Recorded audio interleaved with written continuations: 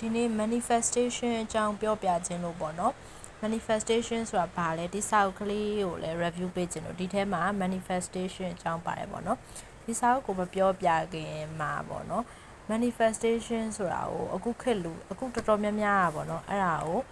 စိတ်ဝင်စားလာကြတယ်ကွာတော်များလည်းသိရ manifest လုပ်တဲ့ဆိုရင်ဘာလဲဆိုဆူတောင်းတာလို့ပဲသိကြရပေါ့နော်ဒါကတော့ဆီယာမမွန်ဟော်စီရဲ့ You Are Universe You Are Your Universe စာအုပ်ပေါ့နော်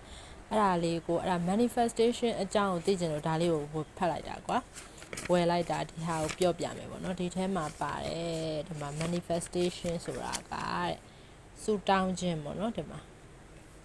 စာမျက်နှာ1လို့အဲ့မှာလှမ်းရမယ်အဲ့မှာ manifestation ဒီစာအုပ်ထဲမှာပြောပြတာကိုမပြောခင်อ่ะလေ manifestation ဆိုတာဘယ်လိုနားလဲပဲပေါ့နော်ဆူတောင်းတိုင်း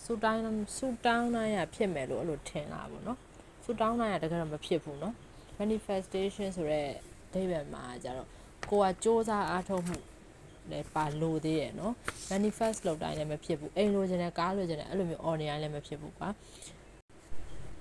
ကိုအနေနဲ့ပြောရမယ်ဆိုmanifestation ကိုဘယ်အချိန်မှသဘောပေါက်လာလဲဆိုတော့အဲ့2013လောက်ကစင်ရည်ရင်းမှတ်တိုင်မှာရန်ကုန်ကလေလှဲတန်းကဟိုဘက်ကိုသွားရင်စင်ရည်ရင်းမှတ်တိုင်အမှဆရာကြီးဦးမြကြိုင်ဆိုတာရှိရယ်အခုလည်းရှိမှာပါအခုကမရောက်တော့မသိရောအမှဆရာကြီးဦးမြကြိုင်ကအရန်နာမည်ကြီးလေအင်္ဂလိပ်စာသင်တာအဲ့ဆရာကြီးက way power ပေါ့နော် way power အကြောင်းကိုအရန်ပြောတာအမှ way power ဆိုတာအမှန်စိတ်ဆွမ်းအားအဲ့ဒါ manifest နဲ့အတူတူပဲအမှန်တော့စိတ်ဆွမ်းအား way power တအား way power ဆိုတာလုံးဝမယုံလို့မရဘူးကွာဆရာကြီးပြောတဲ့စကားတွေကိုအဲ့မှာ way power ဆိုတဲ့အကြောင်းတော်တော်များများသိတယ်ဆရာကြီးရဲ့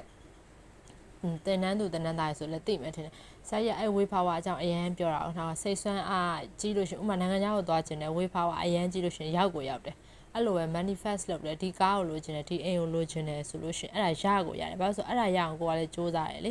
အဲ့ဒါကို manifestation လို့ခေါ်တာပေါ့နော်ဒီမှာရေးထားတာကြတော့ပေါ့နော်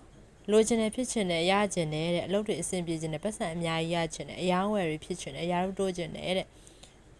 မကြိုက်တာတွေဆိုရင်တော့မလိုချင်ဘူးအားကြောင့်မလို့လုပ်တယ်အယောင်းဝယ်ကောင်းလုပ်ပေးမယ်လို့ပြောရင်အဲ့ဒီအစီအရင်တွေကိုစိတ်ဝင်စားရတယ်တဲ့အခုခေတ်မှာ manifestation ဆိုပြီးတော့ခေတ်စားလာတယ်တဲ့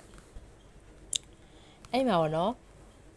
ပုံဝင်လင်းပြရင်စာရက်ပေါ်မှာကိုလိုချင်တာတွေ journaling လုပ်တာပေါ့ကိုလိုချင်တာတွေကိုအခါပေါင်းများစွာရေးလိုက်ရုံနဲ့ဒီဆူတောင်းတွေကပြည့်သွားမယ်ဆိုတာမျိုးက manifestation မဟုတ်ဘူးတဲ့